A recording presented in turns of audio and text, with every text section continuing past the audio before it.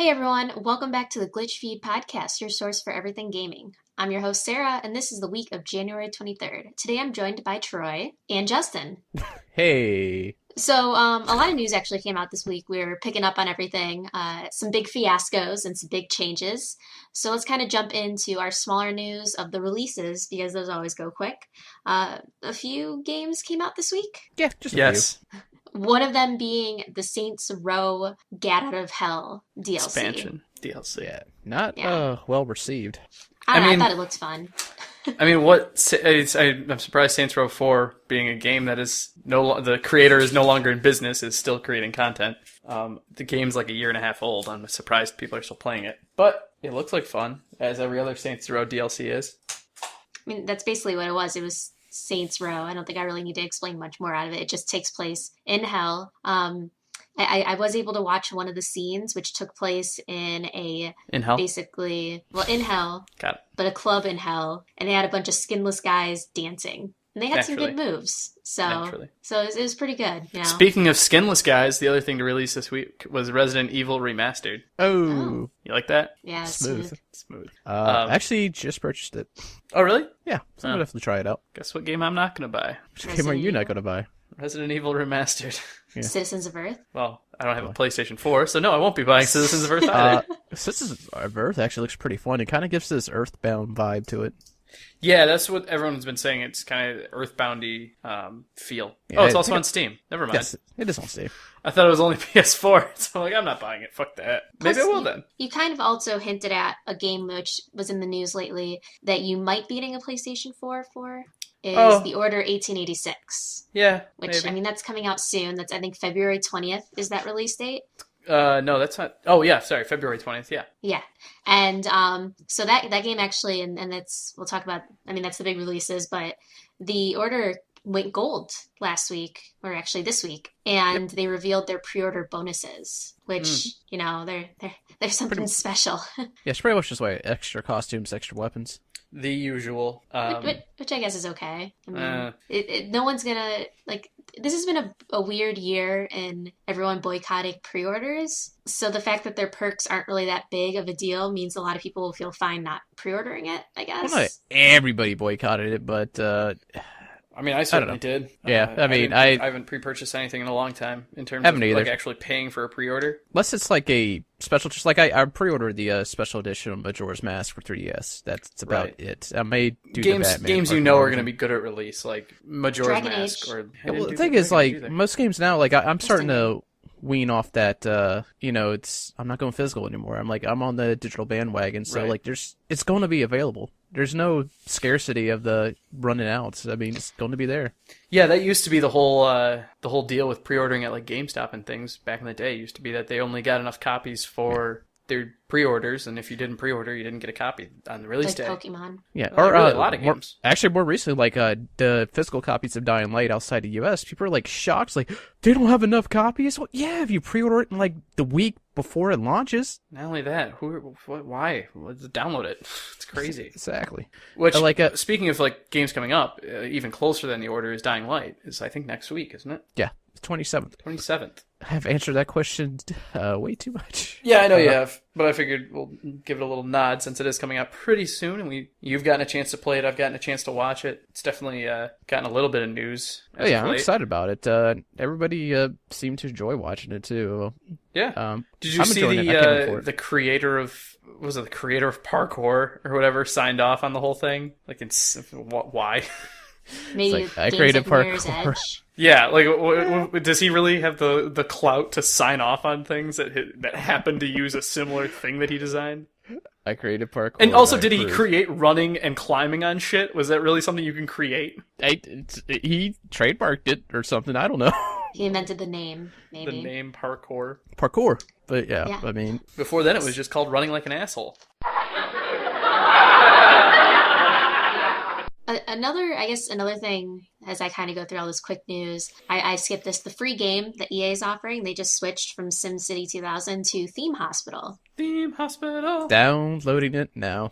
which I have not played, but it's kind of been popular in the Let's Play series, and people apparently played the shit out of it that I've spoken to. Like, it's a childhood game, so I'm definitely gonna look into it. Yeah, it dropped in like 90s, like the late 90s, early 2000s, if I remember it correctly. It was like a business sim hospital thing. Totally have a friend that's playing it right now. Yeah. But yeah, it's like, you know how there's like all the simulator games out now? This was the simulator of that time. There was like theme hospital, theme amusement park, theme, and just down the line pretty much. Yeah, they were the offshoots of like Roller Coaster Tycoon. They weren't as popular, but they were still. Roller Coaster Tycoon was the big ones that I played. Right, but they had a theme park and a theme. What was it, like theme roller coaster or something? I think there's also like a theme ball and theme. There's a bunch of stuff. Yeah. So these were more like the kind of generic-y end of things. Instead of Tycoon, it was theme. Yes, correct. Pretty much. It was the other franchise, if you will.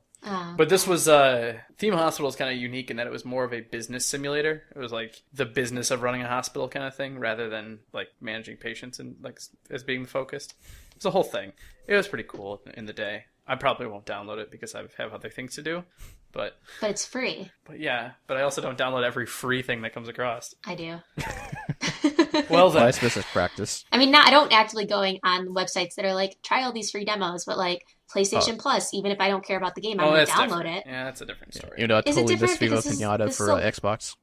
Yeah, limited free release. Yeah, but I don't pay for an EA service to download the free games. I pay for Xbox Live, and it's one of the benefits is getting free games. I'm going to download the free game because I'm paying for it through my subscription. If I had EA Access or whatever it's called, EA Early Access or whatever the hell they named it, and that was the perk, was download. You get to download Theme Hospital for free. Hell yeah, I'd download it because I'm paying for it. Yeah, but because I'm not, there's no really reason to. So other big announcements for this week.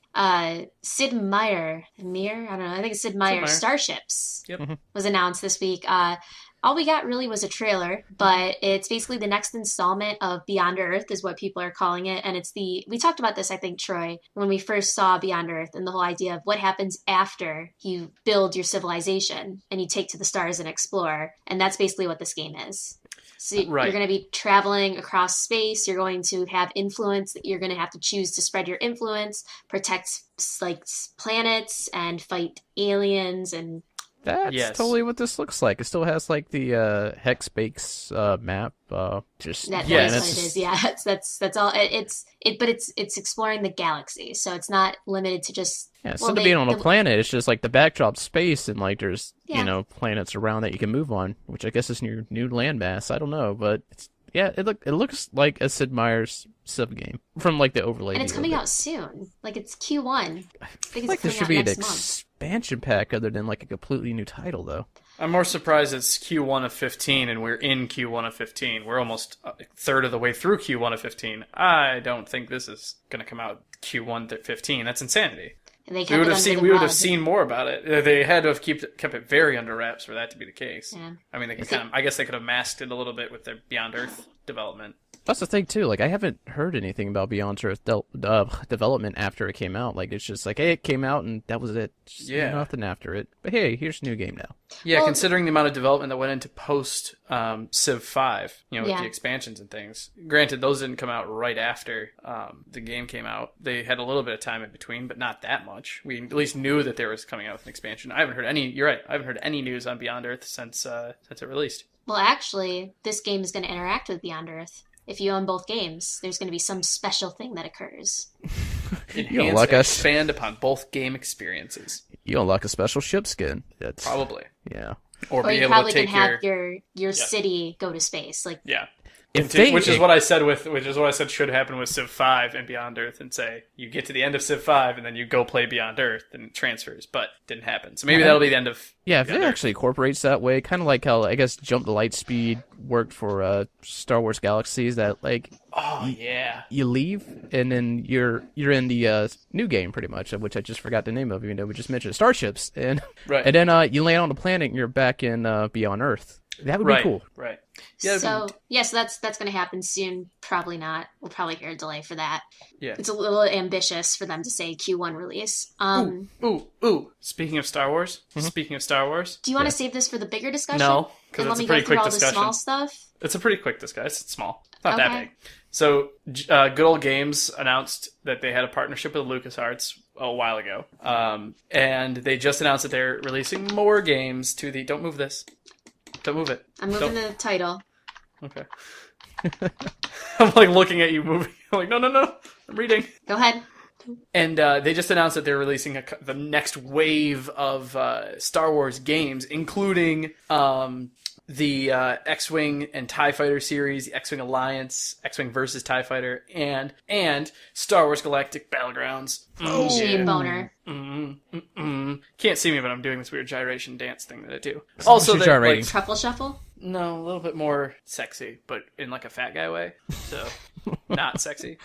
Anyways, they're also releasing things that you can find on Steam, though, like Battlefront 2, Dark Forces, KOTOR 2, but they're DRM free. But they're pretty cheap. Like, I played the shit out of Galactic Battlegrounds as a kid. It's just Age of Empires 2 with a Star Wars skin. Yeah, so I'll check if that's the one. Because I know there's that, and what was it, Commander for the Empire other strategy game they have? $6.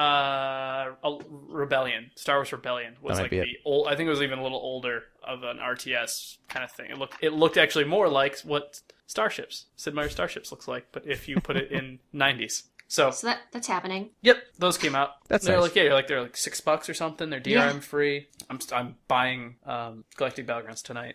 I said I'd do it when I got home, and I got caught up. So that's happening. So another thing about remastering and re-releasing, Borderlands: The Handsome Collection was announced today with a trailer, which is the remastered pre-sequel, and Borderlands 2 for next gen, PlayStation 4, Xbox One, and all the DLC for BL2. DLC. And also why would they do that? It's also all the DLC for the pre-sequel as well. Even the unrelleased DLCs come. Yeah, it's all DLC. So all like DLC basically like a season pass for the pre-sequel. Yeah, for both games pretty much. Did remind me? Did the pre-sequel come out for Xbox One? No. That's why. They're both last gen. Yeah, so they're coming out next gen, remastered, whatever that means. Yeah, like update, like what is it? 1080p, 60 frames per second for single player. But something cool they're adding is 4-player split screen co-op.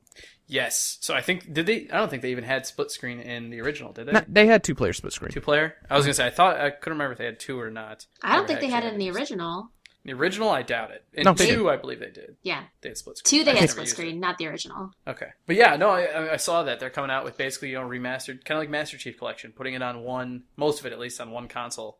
Which is cool. Like, I love Borderlands. And they announced that they would also be, like, save transferring. There is. Within your kind of family. Console family, pretty much. Forgot how they worded it. So, like, all your character progression and your badass rank will carry over to the next generation, or, the current generation as it is now. Right. Which is good, because I spent my Borderlands 2 character is, like, maxed out and a lot of time into, so I'd rather not have to redo a lot of that if I can. Yeah, because Borderlands 2 introduced the whole, I don't know if the first one had this, but introduced the whole, like, post-game save. The first one did, but not into the level that they had, like, the one rank of it, I think. If not, I don't think they had 2, but they had one rank of basically like hardcore mode, where you play through the game with your current level, and everyone else kind of scales with you. But it's pretty intense. It's hard as shit. And then Borderlands 2 announced that they have 3 levels of it, up to like Ultimate Vault Hunter or True Vault Hunter mode. I forget which one's the worst one. That is, I swear, I have one character on that, and I refuse to level a second or third because it takes so damn long to do. It's a huge, like, mental grind. So that's coming out soon. They just announced that. I'm excited because I never played the Borderlands on my own. I never purchased them, especially when it was kind of like late last gen when they came out. So if it's the right price, which it probably will be, if it's $60 for 2 games, all the DLC, I'll probably pick it up. Yeah, which it is. Unless you want to go crazy and get the collector's edition. Nope. I guess talked about this too a couple weeks ago. Yeah, the whole remote control claptrap, which I think you can control by your phone, and also has a camera built into it as well. Whoa. I'm okay. You can control it with your phone? Yeah, yes. There's an app, a companion app. I'm interested. Oh, shut up. So yeah, that's Borderlands. Now, another shooter, Battlefield 4, is unlocking hardline multiplayer beta heist mode, which, hey, heist, the word of 2015. Yeah, heist. It's like the kind of the main... It's the word of 2014, but hasn't appeared till 2015. The hope of 2015, I guess, would be a better word for it.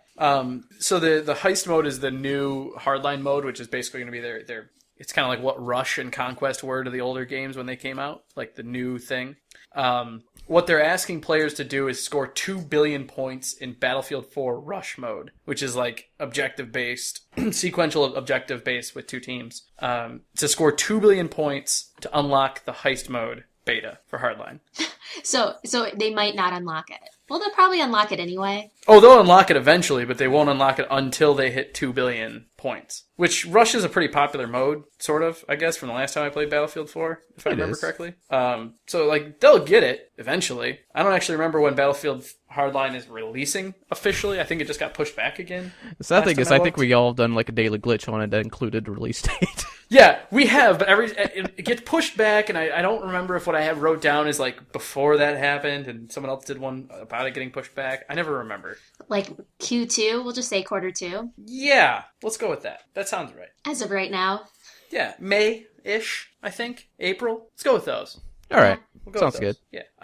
So yeah, we'll see how kind of that pans out. I'm interested to try out the heist mode. I don't necessarily want to spend a lot of time playing Battlefield 4 Rush mode, so we'll see. Fingers I'll let everyone crossed. else do. I'll let everyone else work for it. So get out there, Battlefield community, so we don't have to. Exactly. And the last thing, Australia. I have news about Australia really quick. Hotline Drop bears Miami are real. 2, which, as we all know, Hotline Miami is a very drug-filled, bloody game. And Australia decided they did not want to submit or do a censor rating for them. So they didn't want to rate the game. It was their expansion, I believe, isn't it? It's the second game. It is number 2. Got it. Number 2, wrong number.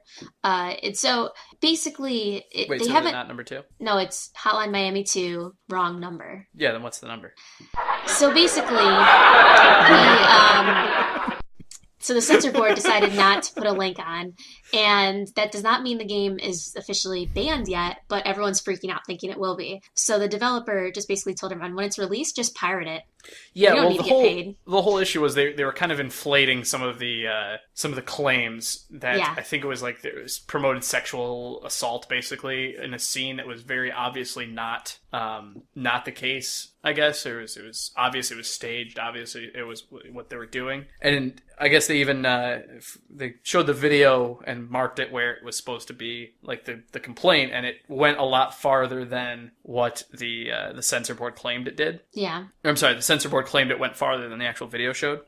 So the devs are pissed. They basically said, you know what? If it doesn't release in Australia, fine. When it releases, everyone just pirate it from Australia. If you're from Australia, pirate it. We don't care. Don't send us money. Don't worry about it. We just want you to play the game. Have fun. Yeah. Pretty good on them. But yeah. Actually, it's this is not written down, but getting it into ratings and stuff. What was that? Hatred actually received an adults only rating recently, which I think was like, I forget, like a 1 to 2 games or something. Maybe ever. Yeah. That's the serial killer one, right? That got pulled from Steam? Yeah. Oh, whatever. yeah. Which I can't find on Steam right now. So granted, no one will know about this. Second game would in have history. known about this game. Only the second one. What's the first one? Manhunt 2, apparently. Well, granted, Grand Theft Auto received it afterwards with hot coffee, and then they had to pull it and redo it. Right, that version of it. My dad was playing a game today on his iPad where he's just a sniper killing people with headshots, you know. That's normal. That was weird. Yeah. Just a side note. I'm just thinking of that's the state of games we have today, and that's fine. This is not. Shooting a bunch of innocent people in the airport of Call of Duty Modern Warfare 2 is fine. This is not. It's weird. It's a game. So that's a lot of the so that happened. I mean, that's a lot of the smaller news. And I guess now we've got some bigger news, stuff that we care a little bit more about. And just because it seems like it's more interesting. State of Decay Xbox One Remaster hits April 28th. Upgrade plan detailed. That happened. What is that? Someone tell me about it. So State of Decay was a really, really good Xbox 360 and Steam arcade game. Okay. Zombie survival game. One of my favorite 360 games in terms of, and well, I played it on PC, but it was originally on 360 arcade. Is getting an Xbox One remaster for released April 28. They have upgrade plans for what I guess the upgrade plans being what's being upgraded, not necessarily if you already own the. If you already own the game on the 360, you're eligible for a couple bonuses. One being a 30-something% discount on the upgraded edition. 33.33. It's repeating, of course. % discount on the Year 1 Survival Edition, which is what this is being called. And a new character, basically. You can drive an SUV? That's one of the new vehicles, yeah. Ooh. Great, thanks. The Xbox One version is just gonna make it look really pretty, and it was a great game. It was a little limited in its graphics and because it was on the 360 and it was on the arcade. It was an arcade title, but okay. I love State of Decay, so everyone should play it on Xbox One. Why is this good compared to other? Like, what stood out for this game compared to other zombie survival games? In my opinion, the simplicity. It was an open world zombie survival game. You were kind of set off to kind of build your little conclave of people, rescue survivors, find supplies. Story? Some story. It's a very loose story. Like Skyrim? Basically, sort of. Like you could go do whatever you wanted. Basically. And it wouldn't punish you. Right. The story missions are there. There's other missions that are kind of time-based. It kind of felt like a little more like Dead Rising, but in an open world rather than a... Mall.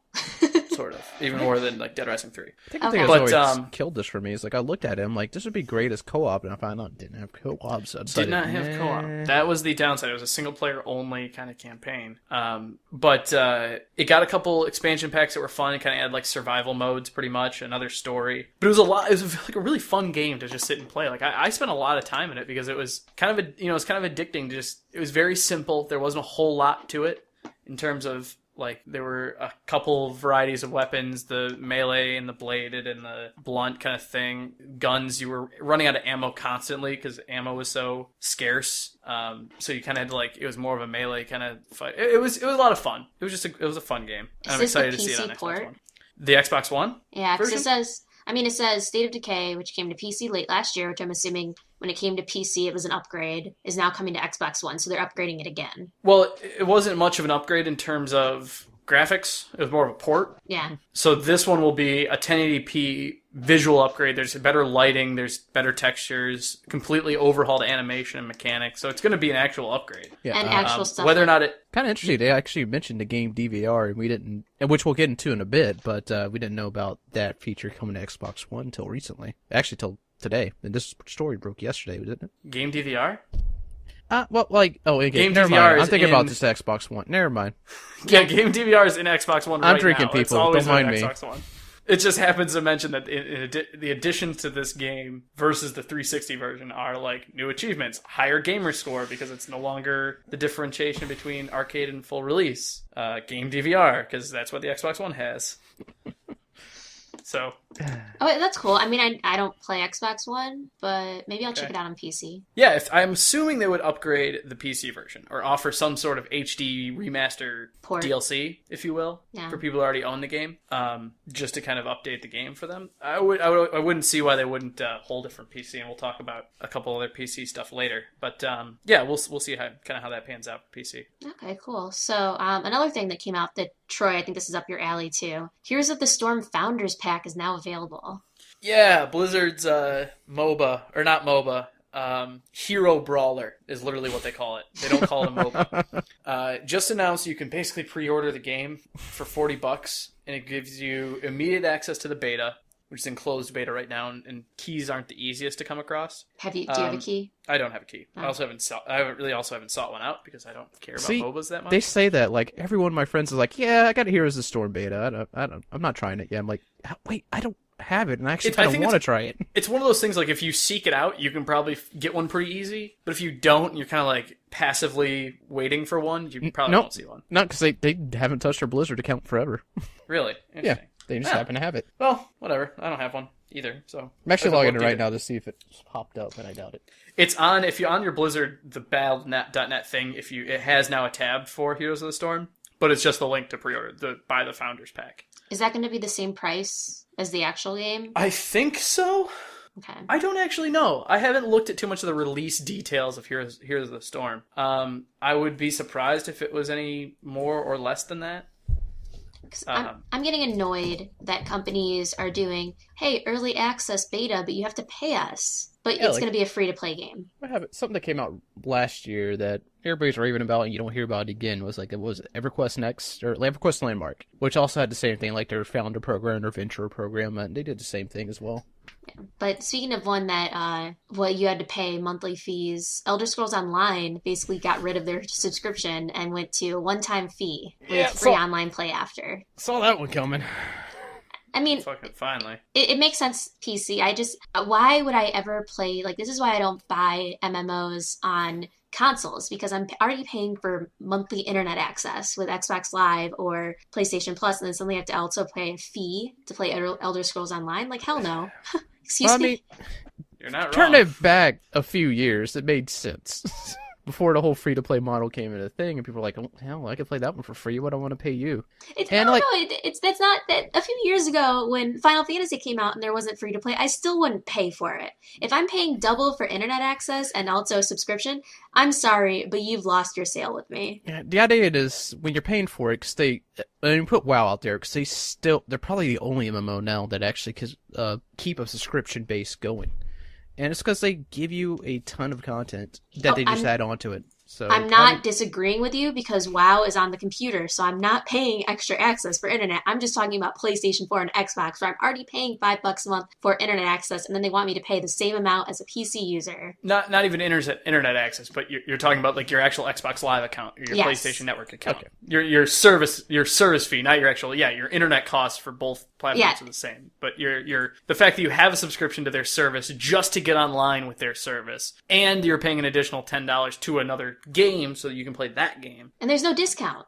Right. Like, they're like, I don't care that you have to pay this much money for PlayStation. Like, I am ballsy enough to say that you're still going to buy it. And that's why I think Final Fantasy, their 11, didn't do that well. Right. 11 was actually just a bad game until they 11 sucked dick. They did rehash it, and people seemed to enjoy when they kind of redid everything. But when it initially came out, it was just horrible. Did everyone like when they redid it, or is that 14 that everyone liked when they redid it? I'm sorry, 14. You're right. 14's the one. 11 just always sucked, and then they tried the MMO thing with 14, and it sucked, and then they went, let's do Reborn, and really? Make it not suck. Yeah, that was 14, not 11. 11 was super popular in Japan and Korea, I feel like. I do have to give it out for 11, though. It's the only game that is massively cross-platform across PlayStation 2, I think it was on PlayStation 3, Xbox, PC, and everybody kind of could play together, which no one gives her props for.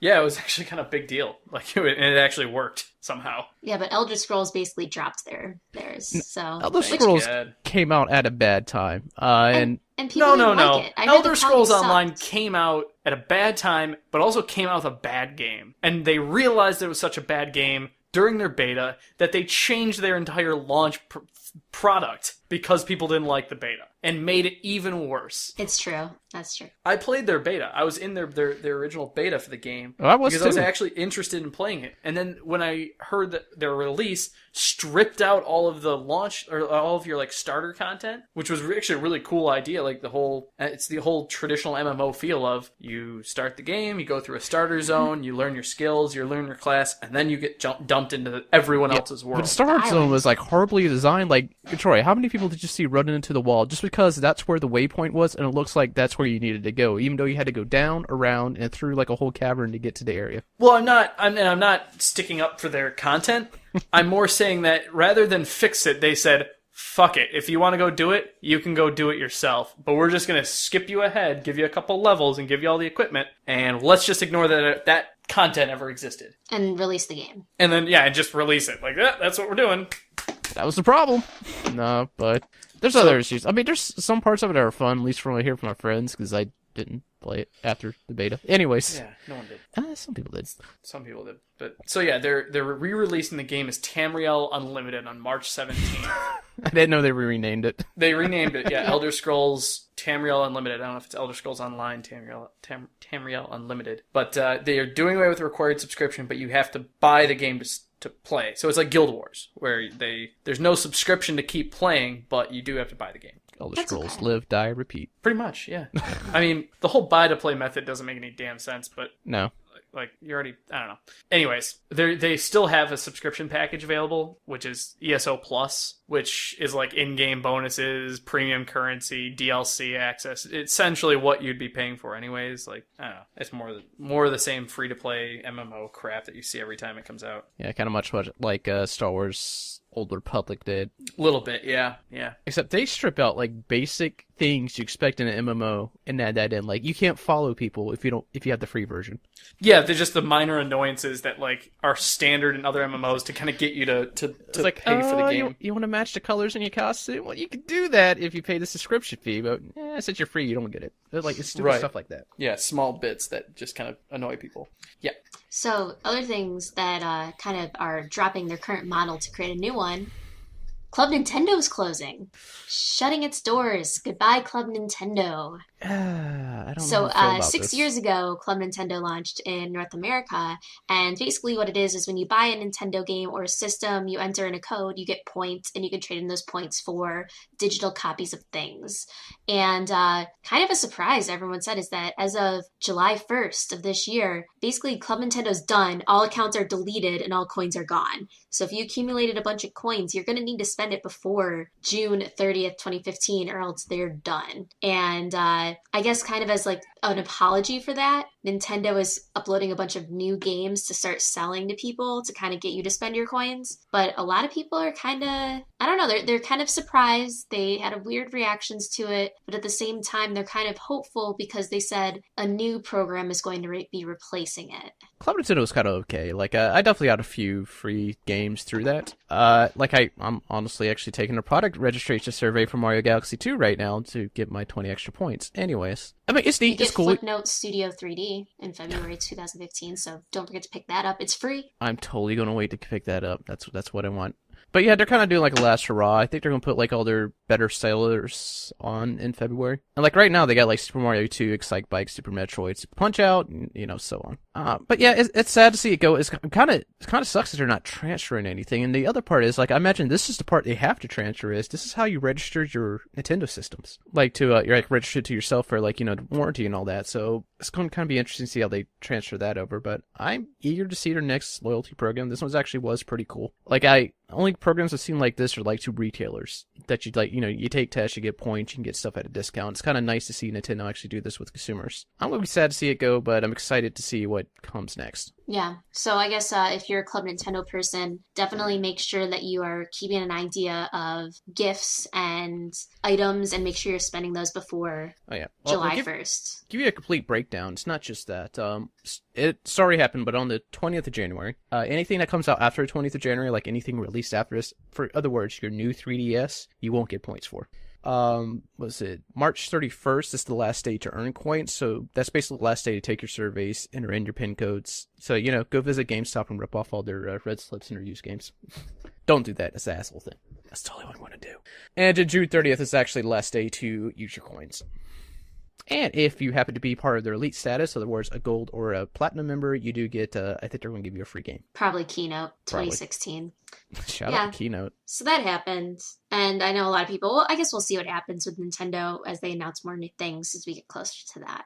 But that's a lot of our smaller stuff. Now it's on to our two big discussions. So I guess let's start with the Keynote. So the Microsoft Keynote happened today, as we're recording it on Wednesday.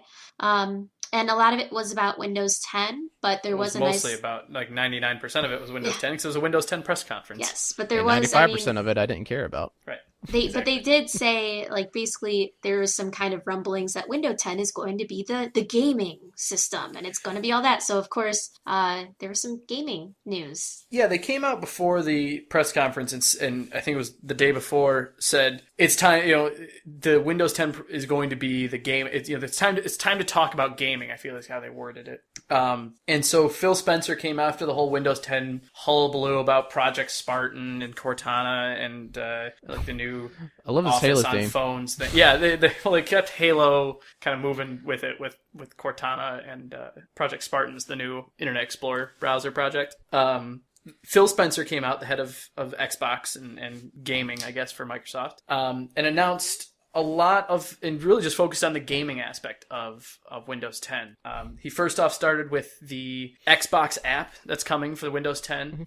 Which allows for friends list integration, voice and text messaging, achievement tracking for Xbox games, as well as, I guess, with it, cross-platform multiplayer. So they're allowing for games to obviously have cross-platform with the One and the PC, starting with Fable Legends. So anyone on a Windows PC, Windows tablet, Xbox One. With Windows 10. with Windows 10, obviously, will be able to play with each other and kind of seamlessly go across the game. Also announced for it was, not for the Xbox app, but just Windows 10 in general, was Game DVR. So the Xbox One's Game DVR feature, where it's, you can start recording and save all of the content, or you can do that kind of last 30-second Xbox record that thing. You'll be able to do that on the PC right through Windows 10 without any extra software or hardware, as well as the kind of reflexive recording that you can do with like some graphics cards and some PCs right now. But you'll be able to do it for any PC game, including Steam, Origin games, your free-to-play League of Legends or whatever. You'll be able to do it seamlessly with Windows 10. So it's basically, which is a big deal. It's basically a built-in, because I have that right now. I have Shadow Play, and I have the option of recording, having it set up to basically, I can trigger it and it will record the last 15 minutes. Right. So that feature is an NVIDIA Shadow Play specifically is an NVIDIA feature for newer cards. Right. And that's my key. There's newer cards I think it's that like allow them to 660 and above. Yeah. So for example, someone like me who has two 460s, or 480s rather, SLI'd, and has no problem running anything, but because they're old cards, can't do that. So this would be a Windows 10 feature? Built right into Windows 10. Okay, so then it doesn't matter what card you have, what settings you have. Absolutely not. That's part of it's just part of the software, part of the operating system. That's cool. It is very cool, and it functions through the Xbox app. The same game editing, or the clip editing and sharing features on the console are right there on the Windows platform.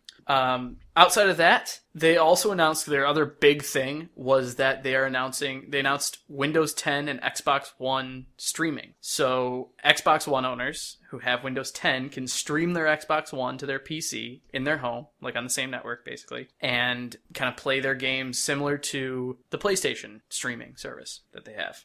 Like the PlayStation with the PSPs and everything. Yeah, or like the Vitas, rather, whatever the new name. Those U. things. Yeah, or the Wii U even with the gamepad. But this would allow basically you can play your games and access your console from anywhere in the house or whatever, anywhere on your network. On any Windows device, yeah. On any Windows 10 device. That includes tablets as well. Yes, Windows 10 devices. But it would be a direct stream, so you'd be accessing, it would basically be an Xbox on that screen.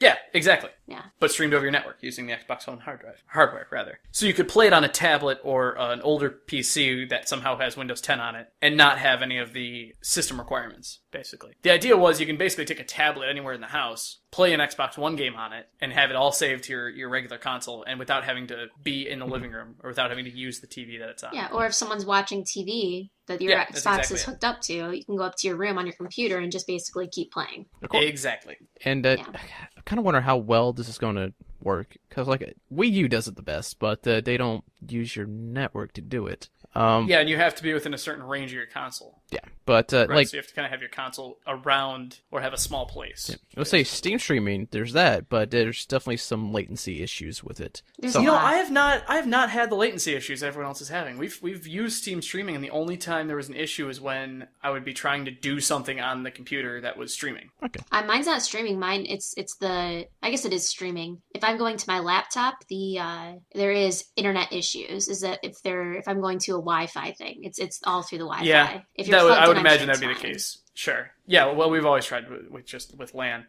which has never been a problem. So as long as they can kind of master that, and I think this would be a little bit tighter because it's more integrated into the operating system. They can kind of utilize a lot more of the network platforms that aren't necessarily open to applications that have to go through it. They might be able to do it a little bit better. It would be interesting to see too, like, okay, if I'm just streaming a game I'm playing versus if I'm doing online play. Sure. Well, I mean, the PlayStation does it pretty well. I haven't heard anyone's complaints with the Vita and PS4. Right, but kind of like what Justin said is that the Vita is not taking the internet bandwidth. Your computer is going to take that internet bandwidth, and then the Xbox is going to take that internet bandwidth. No, the Vita definitely does.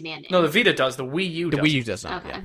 I don't know. And I've heard nothing but limited games. Like the Vita that's true, but I've heard games. nothing but praise for that system. I've never really heard too many people say anything like it doesn't work or it's very poor. Yeah. Same with the Steam streaming. I've heard rumblings a little bit more than the PlayStation, but not as many. Could that be because not a lot of people own a Vita?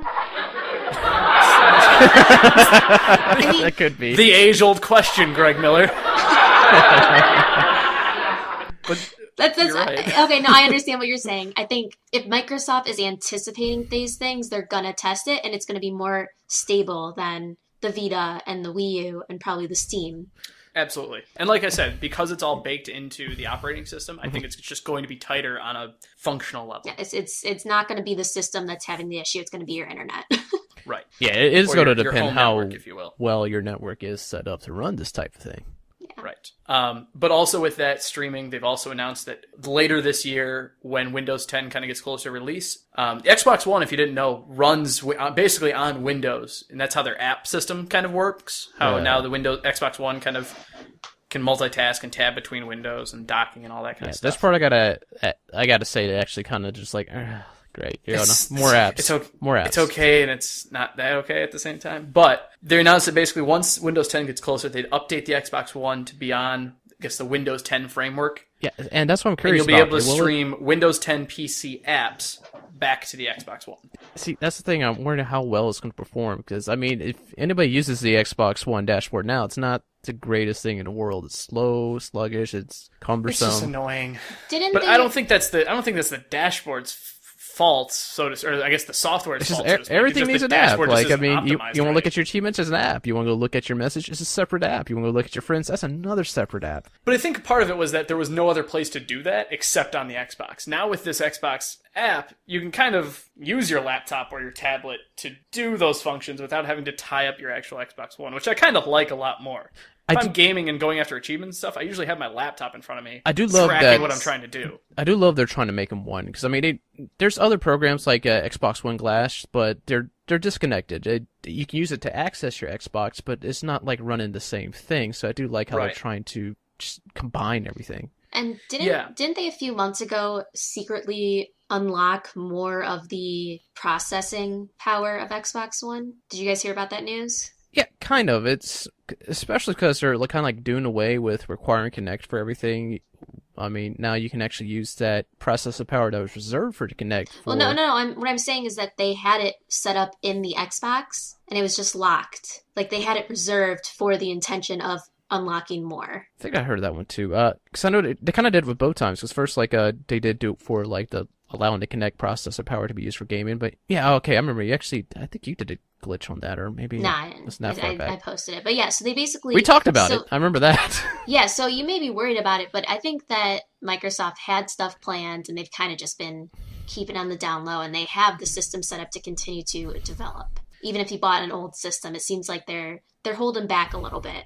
I'm hoping this just gets me excited about my Xbox One again, because I hate playing that system, to be honest. It's just, I don't know. It's a pain right now because there aren't a lot of games on there that are seamless. I mean, talk about the big name Xbox One releases right now, two of them being Master Chief Collection and Unity, just in terms of sales numbers. Yeah. Those are both awful produced games. Like, they're not totally done, or they're still being worked on. They are. Whereas, you can't really name as many games that are seamless on them outside of Destiny. You can pretty much name on one hand: Destiny, Sunset Overdrive, Grand Theft Auto. If you go for big titles, yeah. Yeah, like just in terms of AAA big titles, like Call of Duty or whatever. But I mean, not even their big titles like Forza. They have like a separate channel to go look at stuff, which is another app. And like you mentioned, and Halo Master Chief Collection does it too with their Waypoint channel is like mandatory for content. Yeah, I can't look at this content that should be like on a disc for old games. No, I have to go to this separate app and stream this unlocked I unlocked in a game I'm playing. Right, yeah, to view, like in Halo Master Chief, to view the terminals or whatever, it's actually launched. You launched Waypoint, watched the video, and then went back to Halo. Who cares? Exactly. I don't watch it. I mean, I don't watch that stuff. That's great for the diehard fan, but... Me. Okay. So, back to the streaming thing. After the conference, Spencer kind of commented not off the record, but off the platform, that the teams are also working on the possibility of enabling PC games to the Xbox One streaming. So they already talked about apps being able to stream back to Xbox One, but kind of the reciprocal of streaming PC gaming to the Xbox One, which would be awesome, in my opinion. It would kind of do exactly what Steam machines originally set out to do, and I haven't heard anything about that since summer of last year. Yeah, that'd be cool. So basically, like, you can purchase a Microsoft game on the PC and stream it towards your Xbox, but... Well, hopefully not even that. Any game. Ideally, it would be any game. No, that's what I was about to say, because, like, it's kind of nice to see them and Steam playing nice together.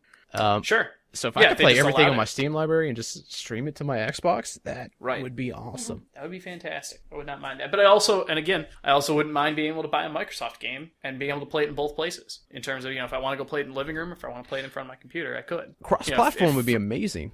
Cross-platform buy would be nice. Or, if I had to streaming it, if it worked, would be great. Also mentioned, like Halo Legends, which will be available on PC as well, will be cross-platform play with Xbox One users, which is something else that I see. It's kind of like Windows for, hopefully not as bad implemented, but, Windows for PCs kind of coming back in a way to, like, this is the redesign of it. Game for Windows Live, rather? Yes. Yeah, it seems like that's kind of the spirit of what that was, but now that the technology is actually there to do it. Mm-hmm. So, yeah. Outside of those kind of big announcements for Microsoft, the only other big one was that DirectX 12 is coming, which is more of a PC kind of gritty thing. It's basically the graphics protocol for Windows and for gaming on PC. But they announced that a lot of the big gaming studios are signed on to work with it exclusively, including I think who they brought up, Epic, somebody else, and then they announced that they have a partnership with Unity, which is the biggest platform development platform right now for PC and Xbox gaming. Unity is what you see basically every Flash game and indie game being developed on. It's it's the language to know if you want to get into game development, I guess. It's a damn big deal for gamers. Yeah. So that'd be really cool to see. DirectX 12 is coming, and it's going to be awesome, as every iteration of DirectX ends up being. Yeah, and the best thing is for anybody that already has Windows 8, 8.1, or even 7, free upgrade. Yeah, free upgrade to 10 for a year when it comes out, which is really nice because I have 8.1. I would absolutely love to upgrade to 10. Same here. I mean, I'm going to probably wait the first service pack or so. Meh. And sure, you got to wait till the support comes from outside, NVIDIA drivers start supporting 10 and all that too. Because I ran into that problem when I was testing Windows 8, and then I'll probably do the upgrade myself. But I'm excited. Yeah. Sure. I'll wait, or whatever. Got to. But, you don't want to say it, but I'm going to say it. Phil Spencer's shirt. Oh my fucking God. Phil Spencer wore a Battletoads shirt. All right, that's the news. He has a habit of wearing shirts before a game's announced, and Rare has already announced they're probably going to bring back old IPs, even though not a lot of people know. Battletoads was a Rare developed game, even though, that's before it became Rare. So, they had the IP for it. He wore a Battletoads shirt. Just think. The developers left the company 8 years ago. Doesn't matter. That means when somebody calls GameStop and say, do you have Battletoads, they can finally say yes. You didn't go through that. I did. This is special to me. I know, but I also played Battletoads, and it wasn't that great of a game. It's an amazing game. It's just damn hard. Okay. Yeah, so we wore a shirt. So, that's about it. Let's do some wrap up.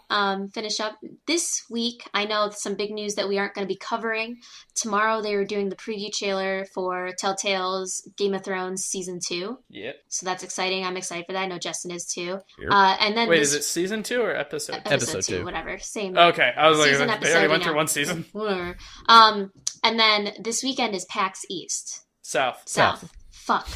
So this weekend is PAX South. I know I keep thinking of the Boston one. And so that's a pretty big deal. Lots of streamers going, lots of news. I know, it's going to be fun. So maybe we'll have some coverage for that this weekend. Meh. No, I think PAX South is not going to last more than a year. Yeah. Is my prediction. Well, it's too many conferences too close together. Yeah, so who knows? I know there's some other big developer conferences next month that a lot of people are probably saving their announcements for. Exactly. So, I mean, just March alone is PAX East, GDC within weeks of each other. So yeah, GDC is huge. I know a lot of news I'm covering is stay tuned for GDC where more information will be developed, or preview, whatever. It's just kind of interesting to see the major companies like Sony and Microsoft to not wait anymore. Sony had their special thing. They could have waited for a game developers conference or anything. Same thing with Microsoft. They decided, hey, we're going to do our own thing today. Yeah, they have the spotlight. They scheduled their keynote to talk about a lot of Windows 10 stuff, and we should mention that the Windows 10 keynote was 2 hours long or something. It's longer than that. 3 hours long, and it was every single thing about Windows 10, the operating system to the networking protocols to the Windows Office. It's just a lot of shit, and all of 10 minutes of it was gaming. Yeah, maybe. A lot of it was Cortana as well, which the Her movie's coming to reality pretty much. pretty much. I'm okay with it. Okay. So PAX South is coming this weekend. We'll see what kind of comes out of that. I at least am going to be at PAX East in March. I'm looking forward a lot. Justin is talking about coming up for PAX East. Yeah, maybe. Still. So that'll be even more coverage for PAX related later. But we're media and we paid to be here. Just... Yeah, that's about it. So, Troy, what have you been doing this past week as we wrap things up? I've been traveling and not being able to play video games, so I'm trying to tuck in and play a bunch of stuff this week now that I have some time in front of me. What's your plans for this week then? I gotta do some stuff in WoW still, and some WoW, and and some more WoW. No, I'm probably gonna pick up. There's a couple games I'm looking to pick up. I might pick up Sunset Overdrive. It's on sale right now. I don't know. Do it. We'll see. It's fantastic. Yeah, maybe I will. Anyways, Sarah, what are you doing? I haven't really played any games the past week. I've been busy. God, yeah, it's been a busy week. Yeah, I feel like got a lot of stuff going on. I don't know. I took a break. I always take a little break from gaming just to get things done. I mean, I played a round of Binding of Isaac Rebirth, which is kind of a crazy round, and then I played a little bit of some Tomb Raider. But otherwise, I've kind of been stepping back and relaxing and cleaning my room. That was the big thing. So. Cool, nerd. Yeah. Justin, what are you doing? God, it has been. I've been editing a lot lately. Yeah. Sadly, not just for us. I mean, for the other thing I do too. But I don't know. I just bought a dumb game that I shouldn't have bought, but it was cheap and I felt the need to. I bought Scarface for PC, which is not going to run. What? I'm calling it out. Yeah, I don't know. I felt like playing Scarface. Scarface for PC? Scarface was an awesome game. Wait, like the game from like Xbox original? Yeah, like why? Because I enjoyed it on Xbox and I felt the need to play it, and I was like, hey, it's cheap for Yeah, PC. I enjoyed the first Saints Row, but I'm not cracking out my 360 to play it. Yeah, that's the thing. I'm not going to crack out my original Xbox and play it. I found it for PC, so I'm going to try it. I guess that's fair. Yeah, except it's disc-based. It's old enough that it requires the disc to play the game. What the fuck? Yeah, it's... Wait, you actually bought the disc to the game? Yeah, it's like $4 on Amazon.